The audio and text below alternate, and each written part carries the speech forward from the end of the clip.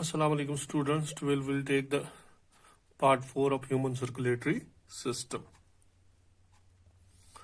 The blood circulatory system in human beings is an example of double circulation. ये मैंने already आपको बताया है. ये हम ऐसे explain कर सकते हैं.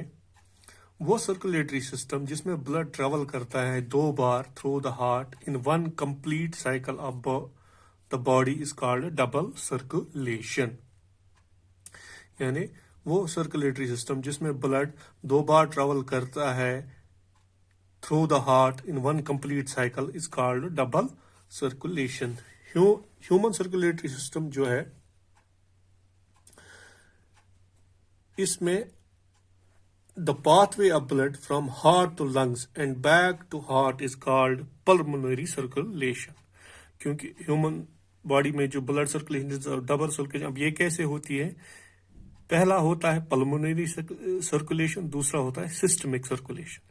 पल्मोनरी सर्कुलेशन वो सर्कुलेशन होता है यानी जिसमें pathway of blood from heart to lungs, पहले हार्ट से ब्लड जाएगा lungs and back to the heart, फिर लंग्स से वापस फिर आएगा बैक. इस सर्कुलेशन को बोला जाता है पल्मोनरी सर्कुलेशन.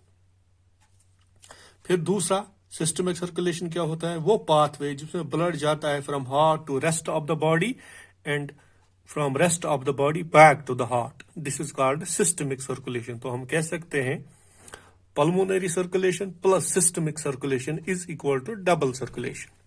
यानी पहला पल्मोनरी सर्कुलेशन, ब्लड जब हार्ट से जाता है लंग्स को और लंग्स से बैक आता है हार्ट को, पल्मोनरी सर्कुलेशन हो गया. फिर सिस्टमैटिक सर्कुलेशन, उसमें क्या होता है? ब्लड जाता है हार्ट से बॉडी पार्ट्स को, फिर बॉडी पार्ट से वापस आता है फिर बैक टू हार्ट.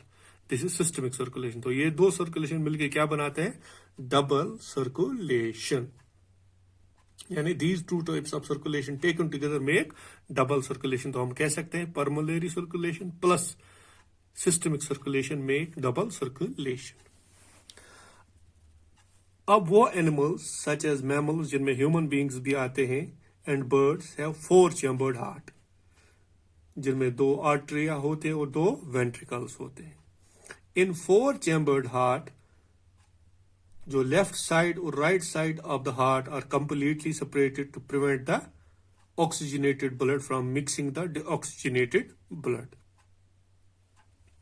इसमें एक सेपरेशन होती है, पार्टीशन होता है जिसको हम सेप्टम कहते हैं, जिसकी वजह से ऑक्सीजनेटेड ब्लड डिऑक्सीजनेटेड ब्लड के साथ मिक्स नहीं होता है.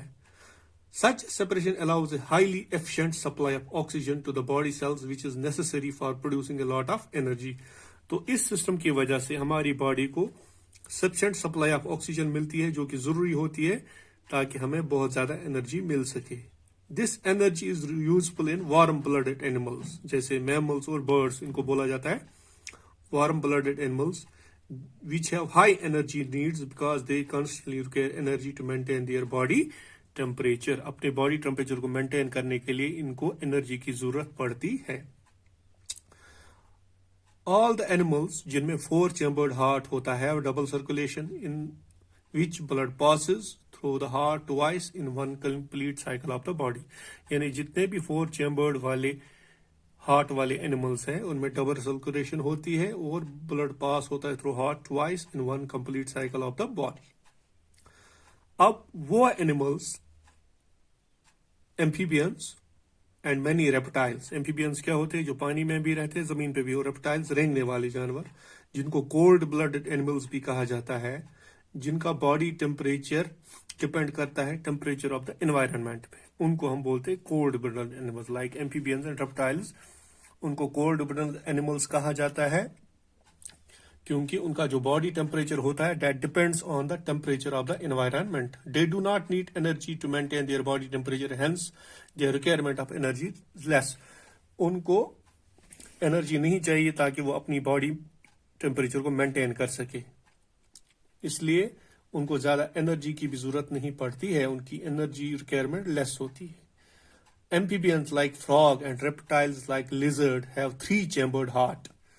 इनमें 3 chambered heart होता है which has 2 artery and 1 ventricle. यानी जितने भी cold blooded animals है like reptiles and frogs, they have 3 chambered heart जिनमें 2 artery होते हैं and 1 ventricle. Due to incomplete division within their heart, यहाँ पे क्या होता है, कभी कभार ऑक्सीजनेटेड ब्लड डिऑक्सीजनेटेड ब्लड के साथ मिक्स होता है कुछ एम्फीबियंस और कुछ रेप्टाइल्स में. This reduces the production of energy, क्योंकि अगर ये मिक्स हो जाएगा तो एनर्जी प्रोडक्शन थोड़ी कम हो जाती है. The amphibians and reptiles have however double circulation, लेकिन डबल सर्कुलेशन इनमें होती है, that delivers blood to lungs and rest of the body respectively. तो इनमें भी डबल सर्कुलेशन होती है. एक सर्कुलेशन में लंग्स को ब्लड चला जाता है और दूसरी सर्कुलेशन में बॉडी पार्ट्स को चला जाता है. फिर अगर हम फिशेस की बात करें, उनमें 2 चैम्बर्ड हार्ट होता है. फिशेस में 1 आर्ट्रियम और 1 वेंट्रिकल होता है, यानी 2 चैम्बर्ड हार्ट होता है. Fishes do not have lungs, उनमें लंग्स नहीं होते. It has gills to oxygenate bulls. Fish जो है एक्सचेंज ऑफ गैसेस किसके थ्रू करती है, गिल्स के थ्रू. फिश में क्या होता है, हार्ट जो है वो ऑक्सीजनेटेड ब्लड पंप करता है to the gills. Oxygenation of blood takes place in the gills. फिर oxygenated blood from gills supplied to the body part of the fish where oxygen is utilised and CO2 is enters. वहां पे इसमें होता है और making it oxygenated. तो जो blood flow होता है फिश में, इट इज सिंगल सर्कुलेशन, ये डबल सर्कुलेशन नहीं होता है. तो ये हो गया जिनमें 4 चैम्बर्ड हार्ट होता है उनमें डबल सर्कुलेशन. 3 चैम्बर्ड हार्ट जिनमें होता है उनमें भी डबल सर्कुलेशन, लेकिन जिनमें 2 चैम्बर्ड हार्ट होता है लाइक फिश, उनमें सिंगल सर्कुलेशन होती है. फिर एक और चीज में आती है हार्ट बीट. हार्ट बीट क्या होता है, 1 complete contraction and relaxation of the heart is called heart beat. एक complete contraction और relaxation moment जो हार्ट की होती है, it is called an heart beat. और हमारा जो हार्ट है usually beats 70 to 72 times in a minute when we are resting. जब हम आराम से बैठे हुए होते हैं तो हमारी हार्ट बीटिंग जो होती है 70 to 72 times per minute होती है. यानी इसका मतलब है हमारा हार्ट जो है ये ब्लड को पंप करता है to the arteries about 70 to 72 times per minute. क्योंकि हार्ट जो है ये पंप ब्लड करता है इनटू आर्टरीज बाय कंट्रैक्टिंग. जब हमारा हार्ट कंट्रैक्ट होता है, it becomes smaller in size and pushes blood into the main artery with a great force. जब इसका वॉल्यूम कम हो जाता है तो फोर्स बन जाता है हार्ट के अंदर, जिसकी वजह से फोर्सफुली ये ब्लड जो है आर्टरीज में चला जाता है, मेन आर्टरी में. देन द हार्ट रिलैक्सेस, ये रिलैक्स होता है, अपनी नॉर्मल पोजीशन पे वापस आता है and gets filled up with the blood from the pulmonary vein. जब ये रिलैक्स होता है तो फिर पल्मोनरी वेन से हार्ट के अंदर ब्लड चला जाता है.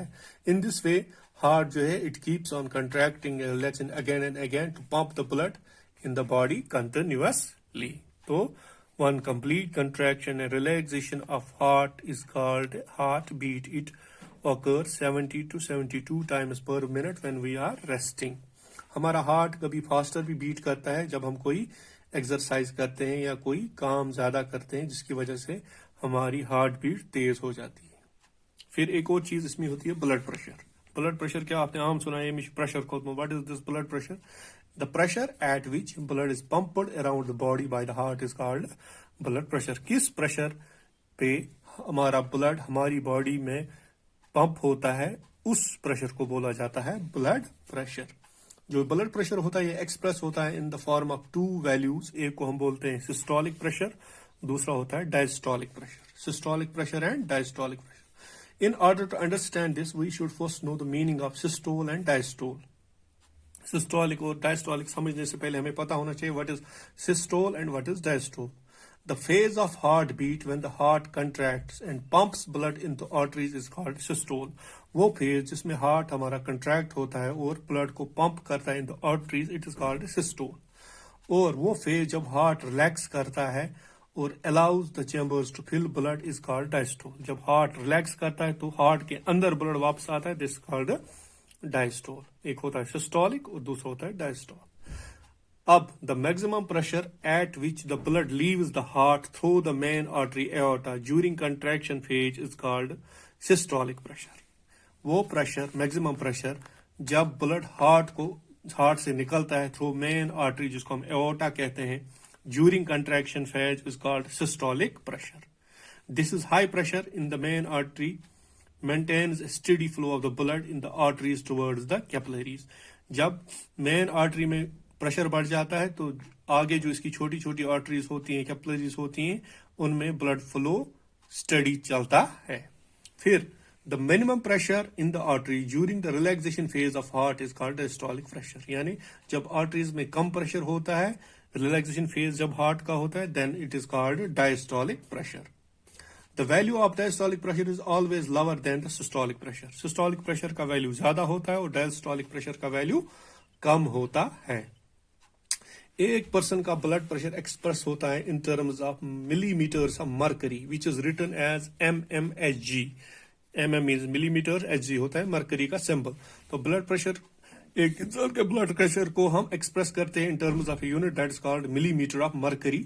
The normal blood pressure values are, systolic pressure कितना होना चाहिए 120 mmHg और डायस्टोलिक कितना होना चाहिए 80 mmHg, यानी 120/80 जिसका प्रेशर होगा उसका नॉर्मल प्रेशर होता है। So this is all about blood pressure. The blood pressure value vary from person to person from time to time.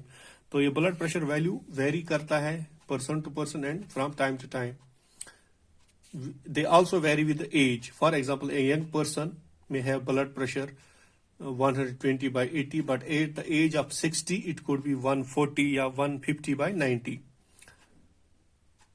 तो जितनी जितनी एज बढ़ती है ब्लड प्रेशर भी बढ़ता है। जब ब्लड प्रेशर ज्यादा बढ़ता है it's called hypertension. High blood pressure is caused by the constriction यानी narrowing of very small arteries called arterioles which results in increased resistance of blood. जब ब्लड की ये जो कैपिलरीज नैरो हो जाती हैं, ब्लड वेसल्स नैरो हो जाते हैं, ब्लड फ्लो अच्छी तरह से नहीं होता है, जिसकी वजह से प्रेशर बढ़ जाता है।